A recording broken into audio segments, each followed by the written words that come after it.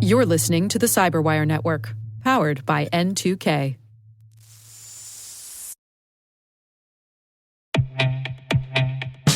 And now, a word from our sponsor, Black Kite. If third-party risk is keeping you up at night, you're not alone. It's a constant battle. Black Kite's third-party cyber risk platform is built on real-world threat intelligence, straight from their research team's ongoing breach analysis, dark web monitoring, and attacker tactics. That means you get a hacker's eye view of your supply chain to proactively spot risks. And speaking of research, they just dropped their 2025 third-party breach report, breaking down last year's biggest trends and what's coming next. Grab the report now at www.blackkite.com.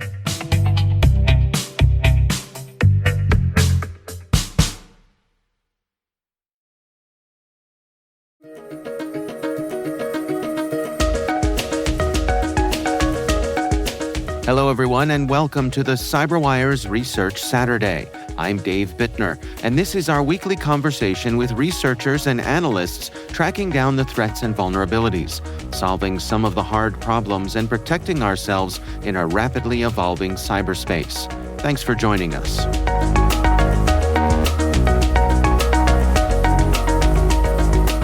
So agentic AI is kind of a concept, I should say.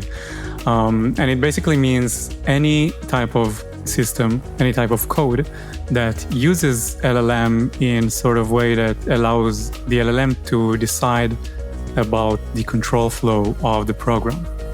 That's Chuckhead Reiner, Principal Security Researcher at CyberArk, discussing their research, Agents Under Attack, Threat Modeling Agentic AI. We'll have a link in the show notes.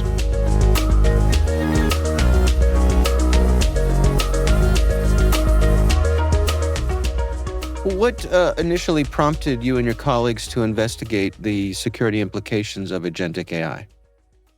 Yeah, so as I'm sure we all know, the buzz around agentic AI is very much present in our industry in the last couple of months. And about 2 years ago, we decided to dive into the whole LLM security train. And we did that transitioning from traditional security. And the security aspects or security risks of agentic AI is much more, the security risk is much more severe with agentic AI because unlike traditional LLMs and traditional chatbots, agentic AI systems allow the models to actually perform actions in the world.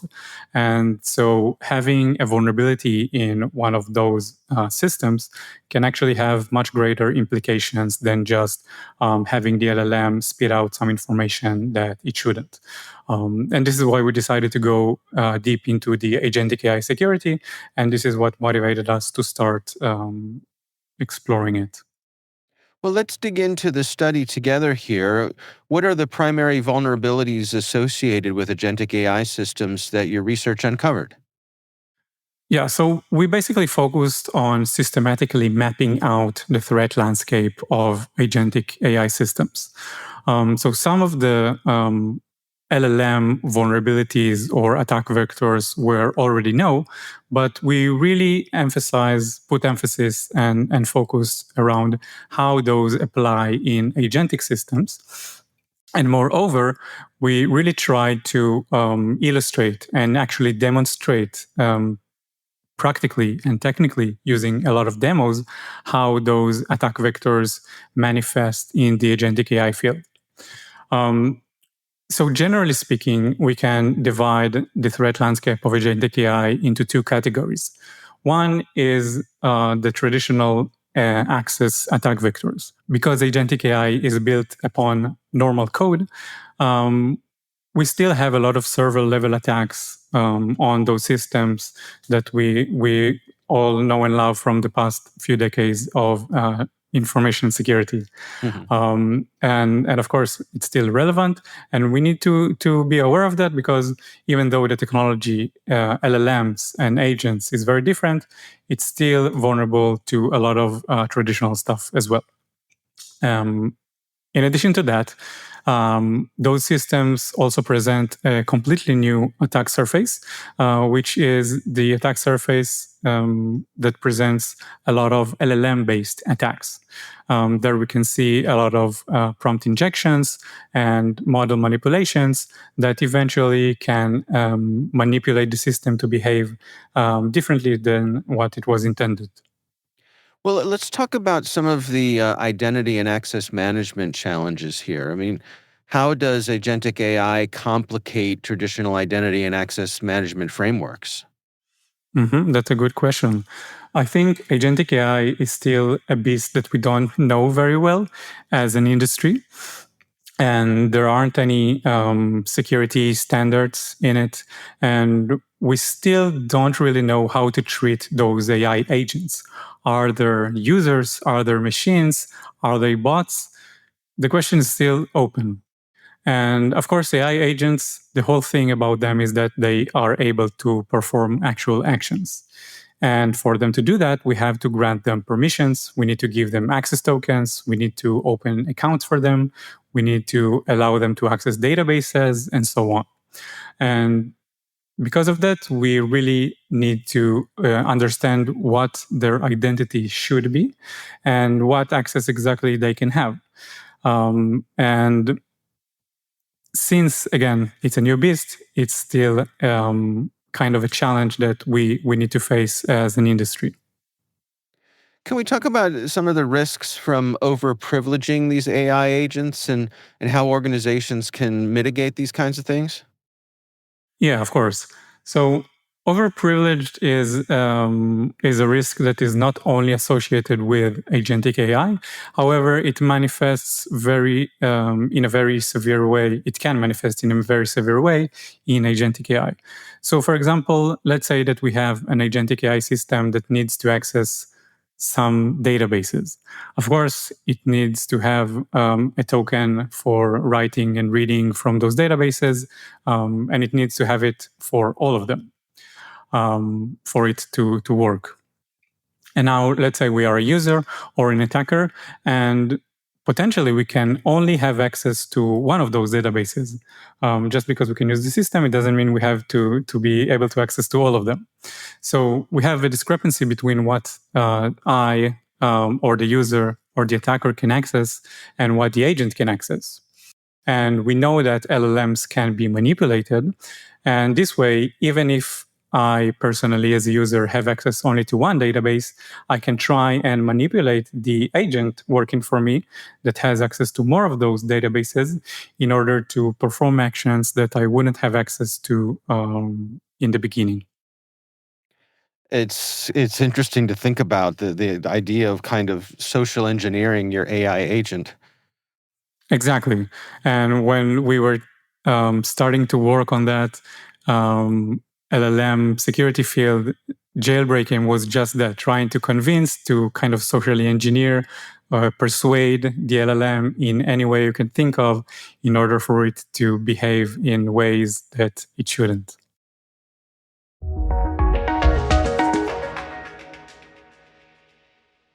We'll be right back. And now a word from our sponsor, SpyCloud. Identity is the new battleground, and attackers are exploiting stolen identities to infiltrate your organization. Traditional defenses can't keep up. SpyCloud's holistic identity threat protection helps security teams uncover and automatically remediate hidden exposures across your users, from breaches, malware, and phishing to neutralize identity-based threats like account takeover, fraud, and ransomware. Don't let invisible threats compromise your business. Get your free corporate darknet exposure report at spycloud.com/cyberwire and see what attackers already know. That's spycloud.com/cyberwire.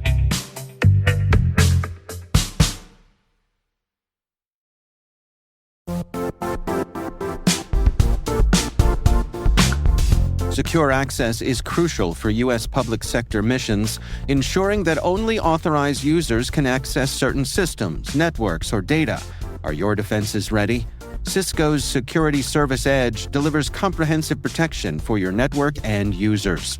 Experience the power of zero trust and secure your workforce wherever they are. Elevate your security strategy by visiting cisco.com/go.sse. That's cisco.com/go/sse.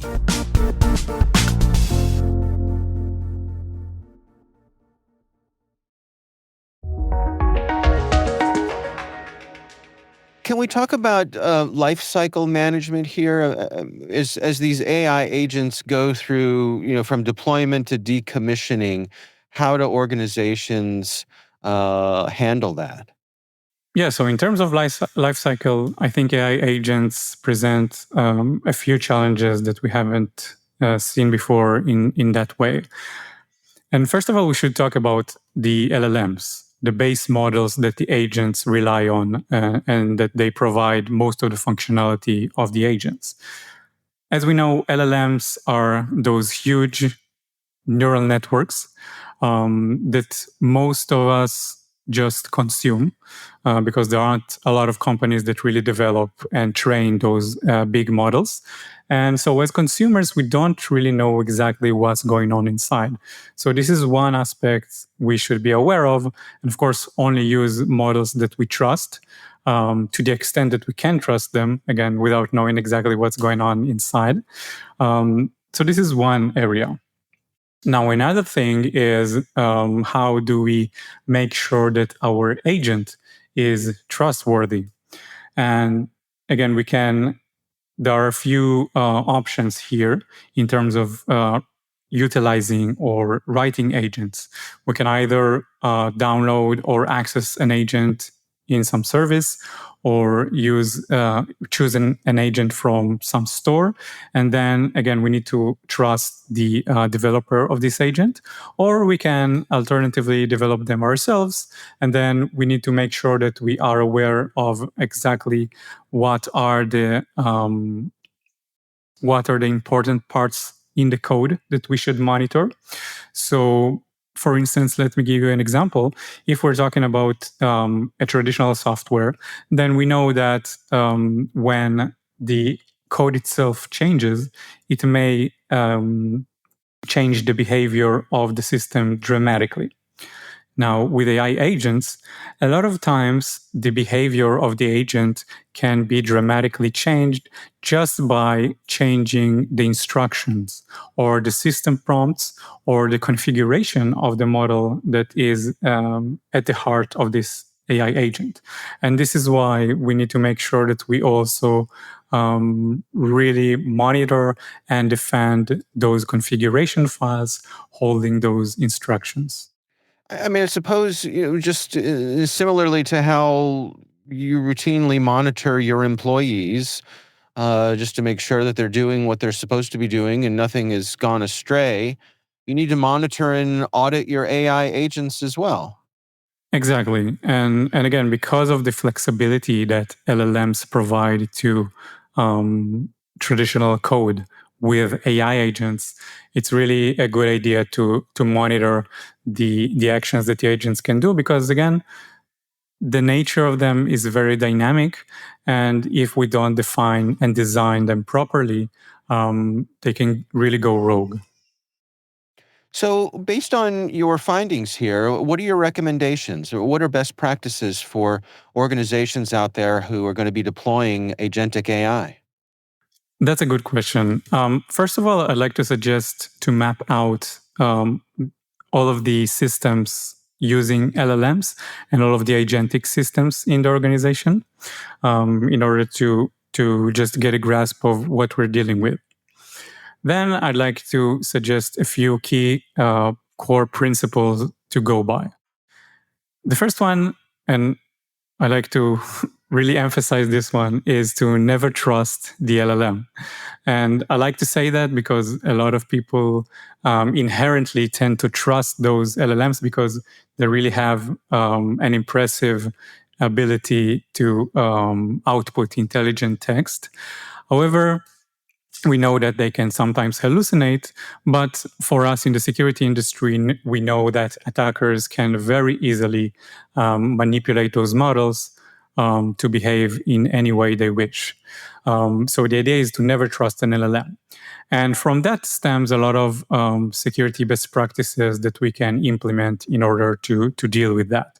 So for instance, whenever you consume an output from an LLM, make sure to verify that the information is correct, to validate, to sanitize it, and to never treat your LLM as a security boundary. Next, the other thing I can recommend is to really think about what task you need the LLM to perform. And in case it can be performed in traditional code, don't use an LLM for that, and really limit the space where the LLM can decide what to do and limit the scope of action. This is the second thing. Next, of course, we can utilize the old least privilege principle. So like we mentioned before, make sure that the LLMs have, or that the agents have the most minimal set of permissions that they should have in order to be functional for your purpose, so that attackers cannot exploit excessive permissions in those agents. Then, of course, traditional credential management. As we mentioned, those agents will have to be given credentials of all sorts in order to perform actions. So make sure you manage them and monitor them properly. And finally, this is more of a general recommendation, and you mentioned this point again before. Make sure to have security monitoring and threat detection and response for those agents. We know that no security measure can be bulletproof, so make sure that you are monitoring those agents and have the appropriate measures to deal with compromises in case they happen. I'm curious if you have any insights, looking towards the next few years, how you expect the evolution of agentic AI to impact cybersecurity strategies. How are we going to have to adjust to this new reality? Yeah, that's a great question. And I have to say, I don't really have an answer for it. The fair enough. point is, I don't have an answer, but I can make some educated guesses. Yeah. So with this whole AI field, then more specifically with agentic AI, we see that, again, the pace that this technology progresses is really, really fast. It's crazy. And in security, we see it kind of like a moving target, because every day we see new technology running out, and it's very, very hard to create security boundaries in this stage of the development of the technology. So I can assume that in about a year or two, agentic AI would look entirely different than what it is now. Again, we really just see the tip of the iceberg of this technology. Just think about how we were looking at ChatGPT a couple of years ago, and how usable it was then and how it looks like now. The difference is really, really amazing. And I think that in terms of agentic AI, both from the side of functionality and productivity, it will look completely different, and it would probably be able to do stuff that we can't even imagine now. So this is the first thing. And secondly, I'm sure that the security measures that we will have to create will be different than what we can think of now. And one last comment here. As we know, the hacker space or the security researchers that are working in this industry, there are some very creative people. And I think that we haven't really gotten into the more advanced attack vectors and more advanced techniques that will be able to exploit AI agents and AI in general. So we still have some time for it to develop. I'm sure that we will be amazed with what we'll see there.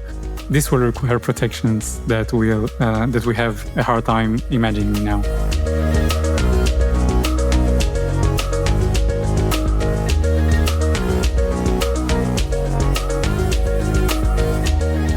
Thanks again to Shaked Reiner and the team at CyberArk for discussing their research, Agents Under Attack, Threat Modeling Agentic AI.